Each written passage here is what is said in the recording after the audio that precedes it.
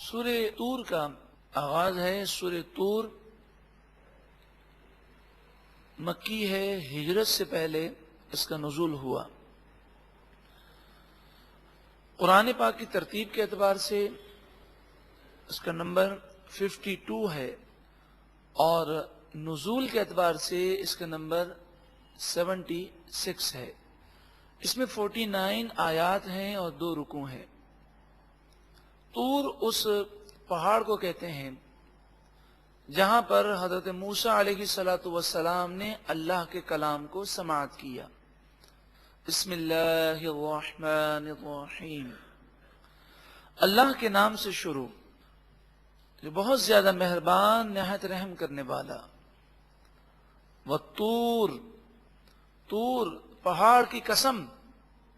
یہ واو جو ہے قسمیہ ہے جس کے معنی ہے قسم. وَكِتَابٍ مَسْطُورٍ، اور لکھی ہوئی کتاب کی قسم. لکھی ہوئی کتاب یعنی نامہ اعمال کی قسم. فی رق منشور، جو کھلے رجسٹروں میں لکھی ہوئی ہے. والبیت المعمور، بیت معمور کی قسم. بیت المعمور جہاں پر خانہ کعبہ ہے، اس کی سیدھ میں اوپر کی طرف 7 آسمان سے بھی اوپر ایک مقام ہے. خانہ کعبہ اس کی سیدھ میں ہے. یہ وہ مقام ہے جو فرشتوں کا قبلہ ہے. 70,000 فرشتے صبح اور 70,000 فرشتے شام کو طواف کرتے ہیں. جو ایک دفعہ طواف کر لیں انہیں پھر آئندہ کے لیے باری نصیب نہیں ہوتی. اس قدر فرشتوں کی تعداد ہے اور خانہ کعبہ بالکل اس کی سیدھ میں ہے. بیت المعمور کی قسم. حضرت آدم علیہ السلام جب جنت میں تھے تو بیت المعمور کے قریب فرشتوں کے طواف اور ان کی تسبیحات کو سنا کرتے تھے. جب آپ دنیا میں آئے تو آپ نے عرض کی، اے مالک و مولا، میں وہاں پر فرشتوں کے طواف اور تسبیحات کو سنا کرتا تھا. تو آپ کو یہ حکم ہوا کہ اسی بیت المعمور کی سیدھ میں اس مقام پر آپ خانہ کعبہ کی تعمیر کریں. تو پھر آپ نے خانہ کعبہ کی تعمیر فرمائی. والسقف، سقف کے معنی چھت ہے. والسقف المرفوع، اور بلند چھت کی قسم یعنی آسمان کی قسم. والبحر المسجور، اور سلگائے ہوئے سمندروں کی قسم. اس سے مراد یہ ہے کہ جب قیامت واقع ہوگی تو یہ سمندر کا پانی آگ بن جائے گا. یعنی پانی پر آگ لگتی نہیں ہے لیکن قیامت کی ہولناکیاں ایسی ہوں گی کہ یہ پانی آگ بن جائے گا اور ختم ہو جائے گا. ان عذاب ربک لواقع، ان قسم کو ذکر کرنے کے بعد فرمائے گا بے شک آپ کے رب کا عذاب ضرور واقع ہوگا. ما لہ من دافع، اسے دور کرنے والا کوئی نہیں ہے. یوم تمور السماء مورا، اس دن آسمان خوب ہلے گا. آسمان ہلنا شروع ہوگا اور پھر وہ ریزہ ریزہ ہو جائے گا. وَتَسِيرُ الْجِبَالُ سَيْرًا، اور پہاڑ خوب وہ چلیں گے. یعنی پہاڑ وہ ریزہ ریزہ بن کر روئی کی طرح اڑنے لگیں گے.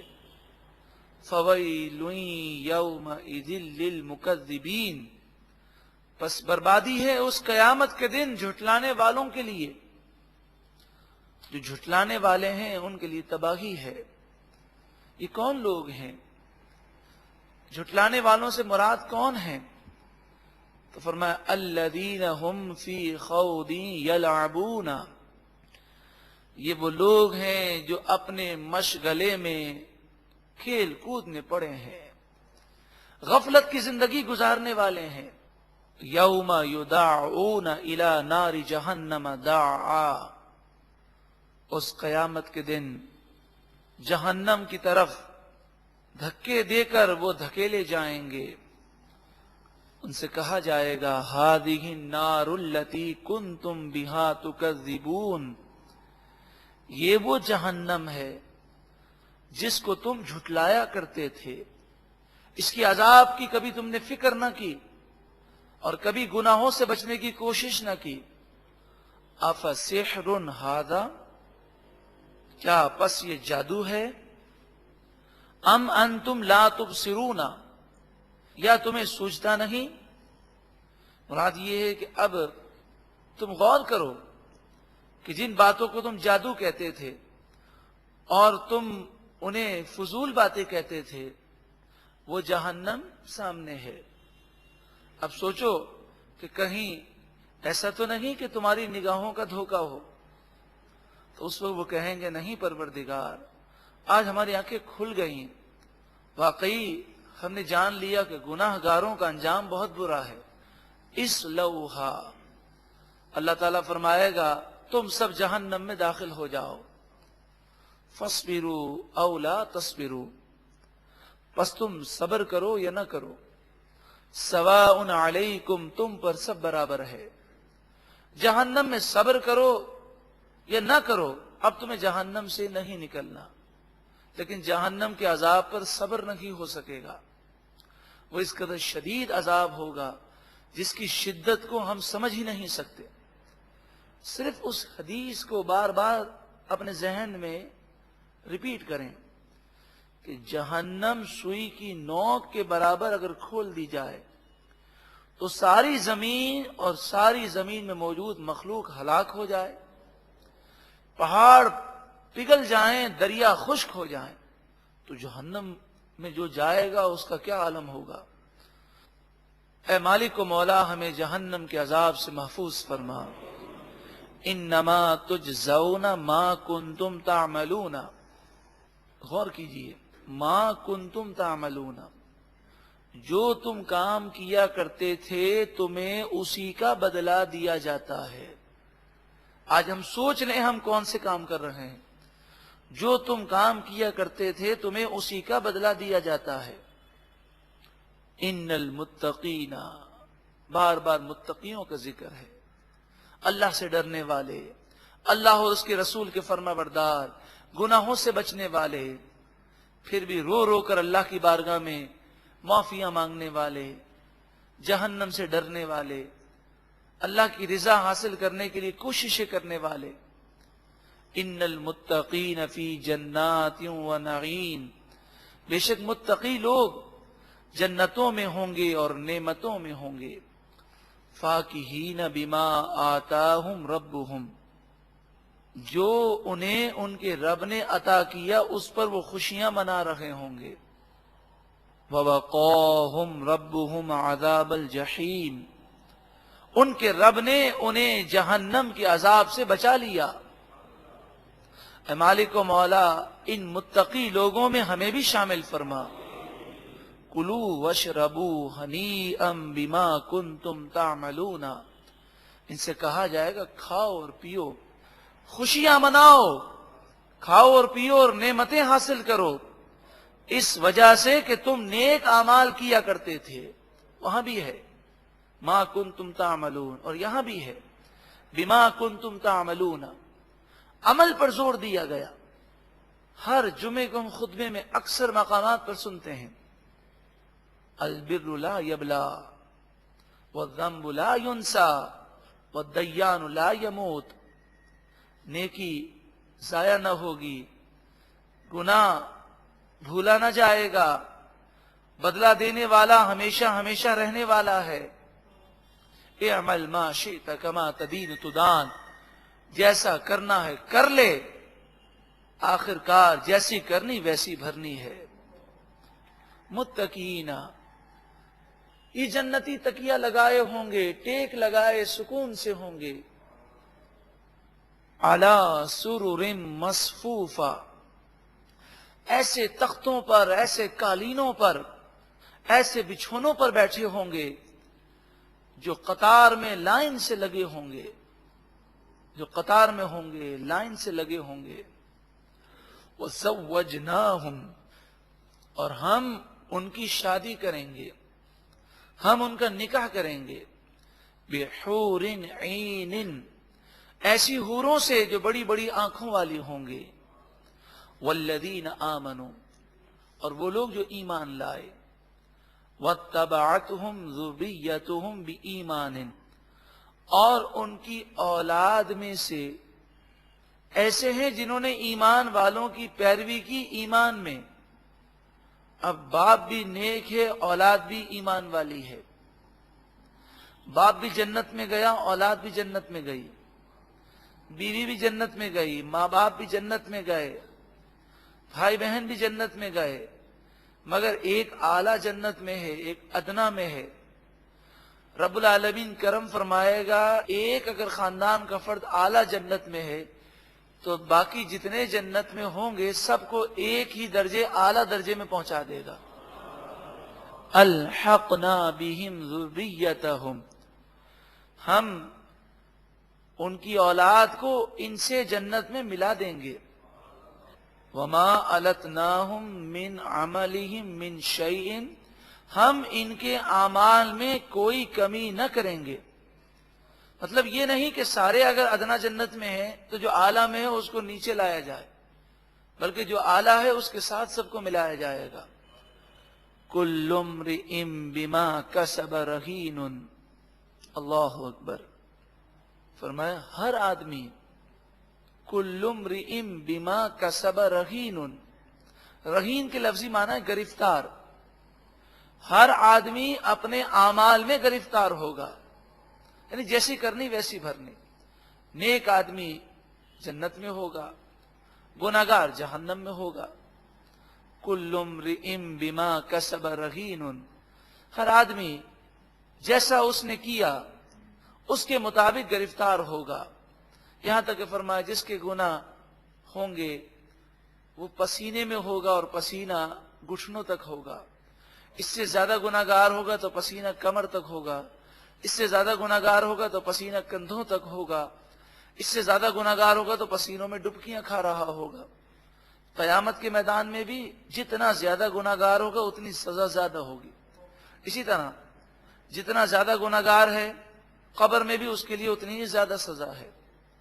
وَأَمْدَدْنَاهُمْ بِفَاكِهَةٍ، اور ہم ان کی مدد فرمائیں گے، انہیں عطا فرمائیں گے کئی قسم کے میوے پھل، وَلَحْمٍ مِّمَّا يَشْتَهُونَ، اور وہ گوشت جسے وہ پسند کریں گے، پرندوں اور جانوروں کا گوشت جیسا وہ چاہیں گے۔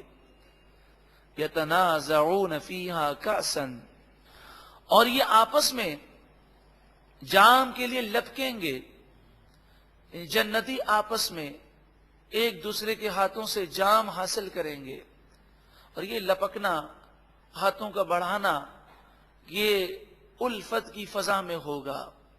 لا لغو فیہا، اس میں کوئی فضول اور لغو کام نہیں ہوں گے، ولا تأثیم، اور کوئی گناہ نہیں ہوگا۔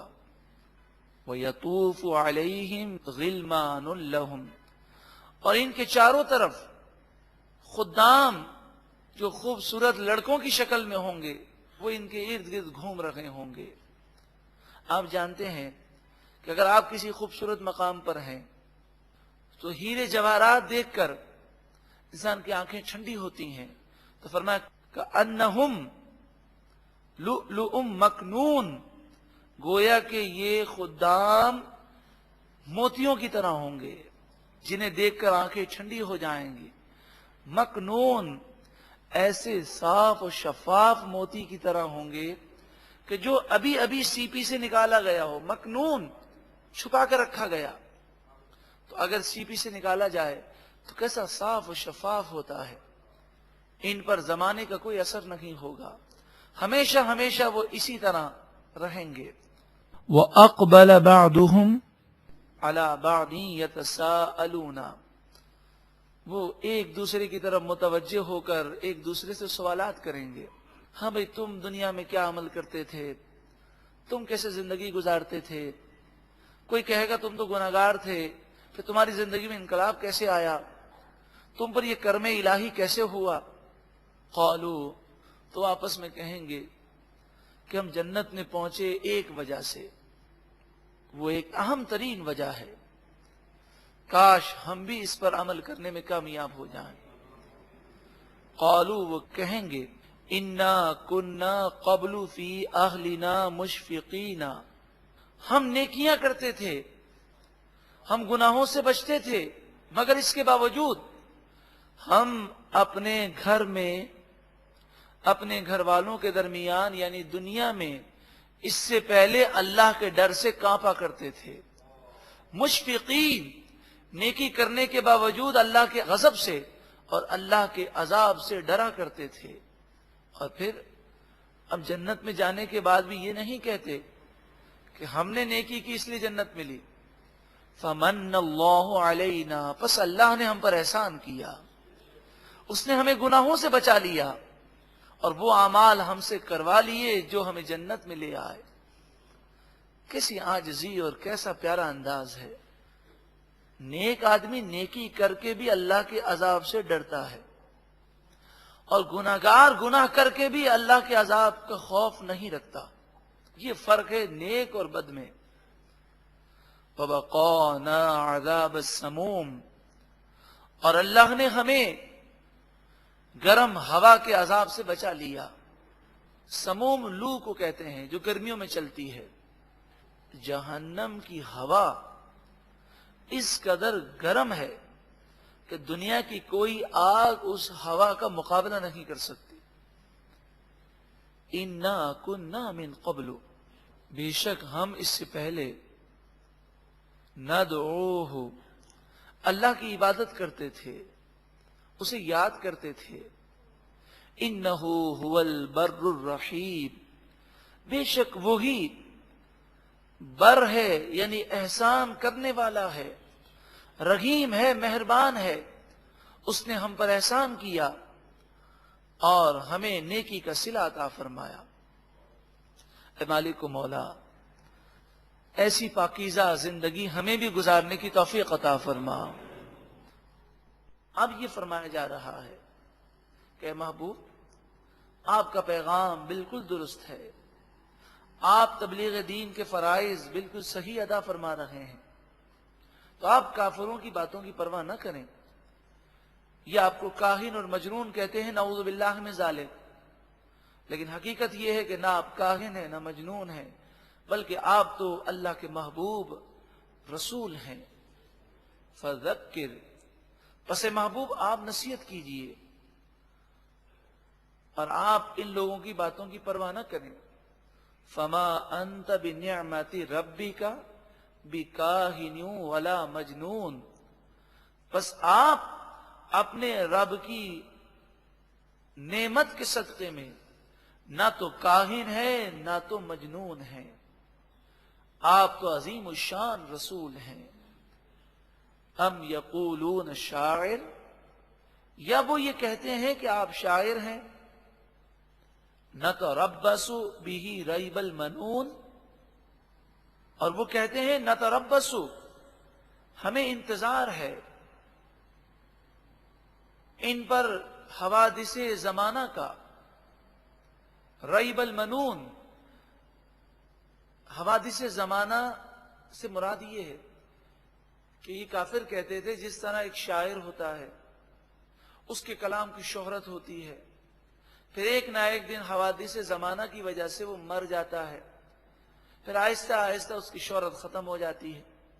اور کچھ لوگ ایسے ہوتے ہیں کہ وقتی طور پر ان کی شہرت ہوتی ہے اور شہرت کو کبھی دوام نہیں ہوتا۔ یقیناً دنیا کی شہرت عارضی ہے، لیکن جو اللہ کے نیک بندے ہیں، جو اللہ والے ہیں، ان کو دائمی عزت نصیب ہوتی ہے۔ تو انہوں نے دنیا دار کی طرح حضور کو سمجھا اور کئی عارضی شہرتیں ہیں۔ ام یقولون شاعر، یا وہ کہتے ہیں یہ شاعر ہیں۔ نتربص به ریب المنون، ہمیں تو حوادث زمانہ کا انتظار ہے، کب یہ دنیا سے جاتے ہیں اور ان کی تحریک ختم ہو جائے۔ قل، اے محبوب آپ فرمائیے، تربصوا، تم انتظار کرتے رہو، اللہ نے جو مجھے عزت دی ہے وہ دائمی ہے۔ چونکہ نبیوں کی عزت پر کبھی فرق نہیں آتا. وَرَفَعْنَا لَكَ ذِكْرَكَ، ہم نے آپ کے لیے آپ کا ذکر بلند کیا. وَلَسَوْفَ يُعْطِيكَ رَبُّكَ فَتَرْضَىٰ، اے محبوب اللہ تعالیٰ آپ کا رب آپ کو اتنا دے گا کہ آپ راضی ہو جائیں گے. وَلَلْآخِرَةُ خَيْرٌ لَكَ مِنَ الْأُولَىٰ، ہر آنے والی گھڑی، ہر آنے والا لمحہ آپ کے لیے گزرنے والے لمحے سے افضل و اعلیٰ ہے. ہر لمحے آپ کے درجات بلند ہو رہے ہیں. فَإِنِّي مَعَكُمْ مِنَ الْمُتَرَبِّصِينَ، بس بے شک میں بھی تمہارے ساتھ انتظار کرنے والا ہوں. تمہارا انجام مجھے معلوم ہے کہ تباہی و بربادی ہے، تو دیکھ لو کہ یہ تباہی و بربادی کب آتی ہے اور یہ مہلت کب ختم ہوتی ہے. ان قریب تم اس کا انجام دیکھ لو گے کہ جو تم برائیاں کر رہے ہو. ام تأمرہم احلامہم بہذا، یا ان کی عقلیں، احلام عقلیں سوچ، یا ان کی عقلیں اس بری بات کا حکم دیتی ہیں. یعنی انہوں نے اس چیز کو اپنی عقل پر تولنے کی کوشش کی اور عقل کو ناکامی ہو گئی. کیا یہ مسئلہ ہے؟ ام ہم قوم طاغون، یا وہ سرکش لوگ ہیں کہ عقل کہتی ہے کہ یہ سچے نبی ہیں مگر پھر بھی نہیں مانتے. یہ مختلف چیزیں اس لیے بیان کی گئیں کہ کچھ لوگ عقل سے پیدل تھے اور کچھ لوگوں کی عقلیں اور ضمیر اس چیز کو تسلیم کرتا تھا مگر پھر بھی وہ نہیں مانتے تھے. کچھ لوگ شاعر کہتے، کچھ لوگ کاہن کہتے. تو مختلف کافروں کی مختلف بولیاں تھیں. ام یقولون تقولہ، یا وہ کہتے ہیں کہ آپ نے خود اپنی طرف سے اسے بنا لیا. بل لا یؤمنون، بلکہ وہ اس پر ایمان نہیں لاتے.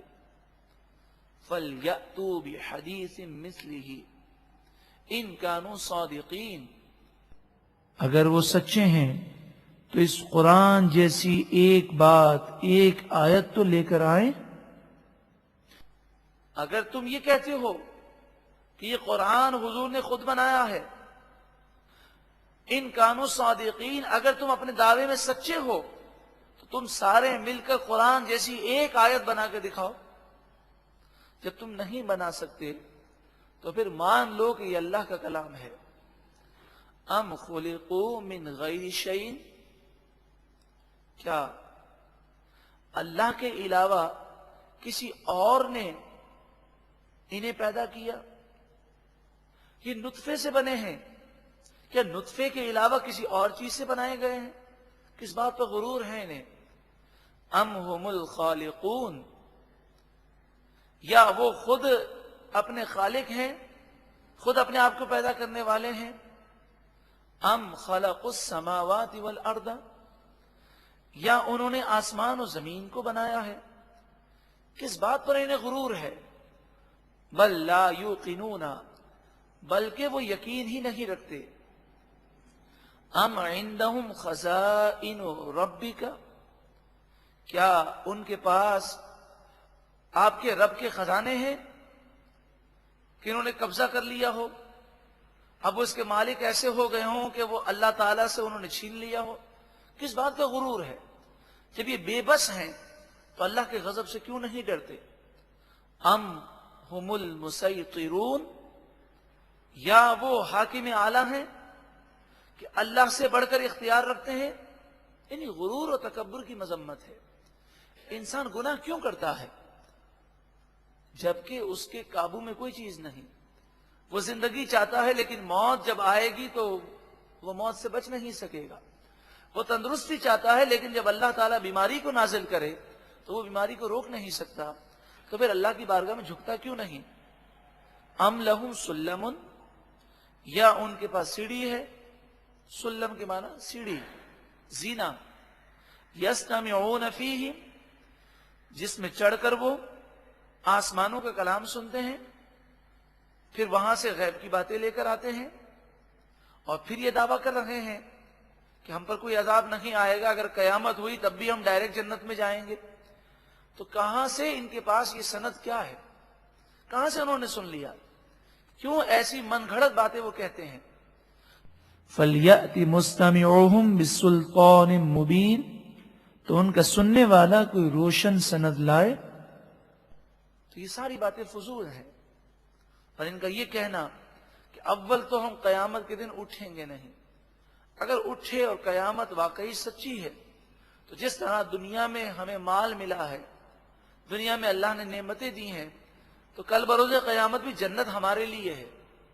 ام لہ البنات ولکم البنون، یا اللہ کے لیے تو بیٹیاں ہیں اور ان کے لیے بیٹے ہیں، کیونکہ یہ بیٹے کو پسند کرتے ہیں، اور انہوں نے جو بت بنائے لات، عزا، منات، سب مؤنث نام ہیں، اور یہ بت عورتوں کی شکل میں ہوتے تھے، اور مشرکین ان بتوں کو خدا کی بیٹیاں کہتے، فرشتوں کو خدا کی بیٹیاں کہتے۔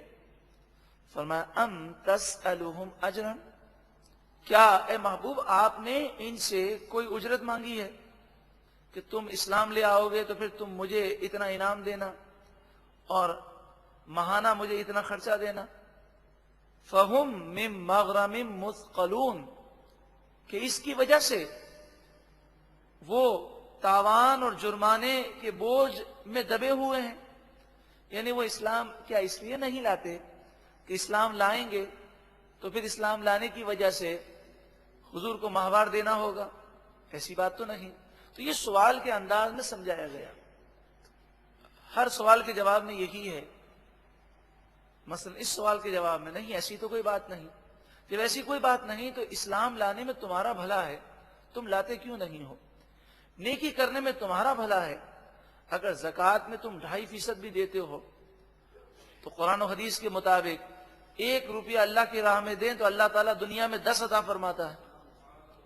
آفات و بلیات سے تم بچتے ہو، ذہنی و قلبی سکون تمہیں ملتا ہے، دنیا کا فائدہ ہے، آخرت کا فائدہ ہے، پھر بھی دین سے دوری کیوں ہے؟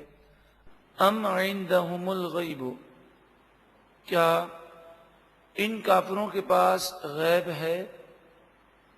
فہم یکتبون، کہ وہ حکم لگاتے ہیں۔ مراد یہ ہے کہ ایک تو یہ گناہ کرتے ہیں اور پھر یہ کہتے ہیں کہ آخرت میں اٹھنا نہیں، اور اگر قیامت قائم ہوئی تو بھی ہم سیدھے جنت میں جائیں گے۔ تو فرمایا کیا تمہارے پاس کوئی غیب کا علم ہے کہ تمہیں کسی نے یہ بتایا ہے، یا خود ہی تم نے جان لیا ہے کہ تم اپنی طرف سے ایسی باتیں کہتے ہو؟ تو جب تمہارے پاس غیب کا علم نہیں تو وحی الہی پر ایمان لاؤ کہ یقیناً اللہ رب العالمین اپنے نبیوں پر جو کچھ نازل فرماتا ہے وہ ہی سچ ہے اور وہی حق ہے۔ اس میں جو کچھ نزول ہے وہ تو یہ ہے کہ کافر جس کا خاتمہ کفر پر ہوا ہے وہ کبھی بھی جنت میں نہیں جائے گا۔ ام یریدون کیدن، کیا وہ مکر و فریب کرنے کا ارادہ رکھتے ہیں؟ فالذین کفروا هم المکیدون، پس وہ لوگ جنہوں نے کفر کیا ان کے فریب انہی پر پڑیں گے۔ یعنی جو مکر و فریب یہ اسلام کے لیے کر رہے ہیں، ان مکر و فریب کا نقصان خود انہی پر ہے۔ ام لہم الہ غیر اللہ، یا اللہ کے علاوہ ان کا کوئی اور خدا ہے، الہ ہے، معبود ہے۔ سبحان اللہ عما یشرکون، پاکی ہے اللہ تعالی کو، اللہ پاک ہے ان تمام باتوں سے جو مشرکین کرتے ہیں، جن بتوں کو وہ اللہ کا شریک ٹھہراتے ہیں، اللہ تعالی ان سے پاک ہے۔ وَإِن يَرَوْا كِسْفًا مِّنَ السَّمَاءِ سَاقِطًا، یہ کافر اکثر کہا کرتے کہ اگر ہم غلط ہیں تو پھر آسمان سے عذاب کا ٹکڑا آپ نازل کر دیں۔ فرمائیں یہ ایسے عقل کے اندھے ہیں اور ایسے یہ بے وقوف ہیں، ایسے یہ نادان ہیں، جب ان پر عذاب آنے لگے گا تو یہ عذاب کے وقت بھی یہی سمجھیں گے کہ یہ عذاب نہیں ہے۔ وَإِن يَرَوْا كِسْفًا مِّنَ السَّمَاءِ سَاقِطًا، اور اگر وہ آسمان کے کسی ٹکڑے کو گرتا ہوا دیکھیں، يَقُولُوا سَحَابًا مَّرْكُومٌ، تو وہ کہیں گے یہ تو تہ بتہ بادل ہے، یہ تو موٹا بادل کا ایک ٹکڑا ہے جو ہماری طرف آ رہا ہے اور یہ تو بارش برسائے گا۔ فَذَرْهُمْ، جب وہ گمراہی کی اس انتہا کو پہنچ چکے ہیں اور مرض لا علاج ہو جائے، تو پھر ایسے مریض کے متعلق فرمایا جا رہا ہے فَذَرْهُمْ، ان گناہوں کے مریضوں کو آپ چھوڑ دیجئے، حتیٰ یہاں تک کہ یلاقوا یومہم الذی فیہ یصعقون، وہ اس دن کو پائیں گے جس دن وہ بے ہوش ہو جائیں گے، یعنی جس دن وہ ہلاک ہو جائیں گے اور قیامت واقع ہوگی۔ ہر چیز کو فنا ہے جو دنیا کے اندر ہے۔ یوم لا یغنی عنہم کیدہم شیئا ولا ہم ینصرون، اس قیامت کے دن ان کا کوئی مکر و فریب کچھ بھی کام نہ آئے گا اور نہ ان کی مدد کی جائے گی۔ وَإِنَّ لِلَّذِينَ ظَلَمُوا عَذَابًا دُونَ ذَلِكَ، اور بے شک ظالموں کے لیے، گناہگاروں کے لیے اس کے علاوہ بھی کئی عذابات ہیں۔ موت کی تکالیف، قیامت کی ہولناکیاں، قبر کے مراحل اور قیامت کے میدان میں پسینوں میں ڈبکیاں کھانا اور دیگر تکالیف کے علاوہ جہنم میں ایسے کافروں کے لیے یا ایسے گناہگاروں کے لیے جن سے اللہ ناراض ہے، جہنم میں کئی قسم کے عذاب ہیں۔ وَلَكِنَّ أَكْثَرَهُمْ لَا يَعْلَمُونَ، ہاں لیکن ان میں سے اکثر جانتے نہیں ہیں، انہیں اللہ کے عذاب کا صحیح معنوں میں علم نہیں ہے، وہ اللہ رب العالمین کے عذاب سے ڈرتے نہیں ہیں۔ وَاصْبِرْ لِحُكْمِ رَبِّكَ، اور آپ صبر کیجئے، آپ انتظار کیجئے اپنے رب کے حکم کا، یعنی یہ کافر جو کچھ بھی کر رہے ہیں، ایک وقت وہ آئے گا جب ان کی مہلت ختم ہو جائے گی، تو اس وقت تک یہ جو تکبر و غرور کی کیفیات میں ہیں وہ کرتے رہیں گے۔ جب وہ وقت آئے گا تو ان کا فیصلہ کر دیا جائے گا، اس وقت کا انتظار کرو۔ فَإِنَّكَ بِأَعْيُنِنَا، بس بے شک آپ ہماری نگرانی میں ہیں، آپ کی حفاظت ہم کر رہے ہیں۔ وَسَبِّحْ، اور آپ بِحَمْدِ رَبِّكَ، اپنے رب کی تعریف کرتے ہوئے اس کی پاکی بیان کریں۔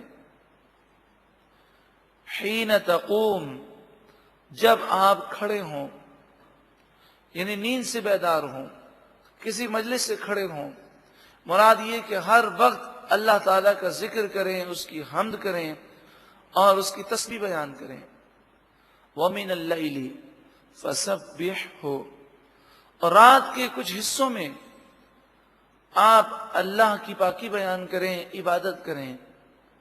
وَإِدْبَارَ النُّجُومِ، اور تاروں کے چھپنے کے بعد، تاروں کے چھپنے کے بعد سے مراد یہ ہے صبح صادق کا وقت، سحری کا وقت ہے۔ جیسے جیسے روشنی پھیلنا شروع ہوتی ہے اور سحری کے وقت کے بعد صبح صادق کا وقت ہے، یوں سمجھیے کہ فجر کی نماز سے 1 گھنٹہ قبل یہ وہ وقت ہے کہ جس میں خصوصیت کے ساتھ اللہ کا ذکر کرنے کا حکم دیا گیا۔ تو جو شخص تہجد پڑھنے کا عادی ہے، اس کے لیے نبی اکرم صلی اللہ علیہ وآلہ وسلم کی 2 سنتیں ہیں۔ نبی اکرم صلی اللہ علیہ وآلہ وسلم کبھی رات کے 2 حصے فرماتے ہیں اور کبھی رات کے 3 حصے فرماتے. جب آپ رات کے 3 حصے فرماتے تو آپ کا طریقہ کار یہ ہوتا، آپ کا انداز یہ ہوتا کہ رات کی ابتدا میں آپ آرام فرما لیتے اور پھر اٹھ کر آپ تہجد اور رب العالمین کی عبادت میں وقت کو گزارتے، اور پھر رات کے آخری حصے میں آپ پھر آرام فرماتے، پھر فجر کے لیے آپ دوبارہ اٹھتے. اور دوسرا تہجد کا طریقہ یہ ہے، عقیدہ جہاں صلی اللہ علیہ وآلہ وسلم سے منقول ہے کہ آپ رات کے 2 حصے کرتے. رات کے ابتدائی حصے میں آپ آرام فرماتے اور آدھی رات جب گزر جاتی تو آپ بیدار ہو جاتے اور پھر اللہ کی یاد میں مشغول رہتے یہاں تک کہ فجر کی نماز آپ ادا فرماتے. اے مالک و مولا، ہمیں بھی ایسی توفیق و سعادت عطا فرما، تیری عبادت کی لذت اور سجدوں کی تڑپ ہم سب کو عطا فرما.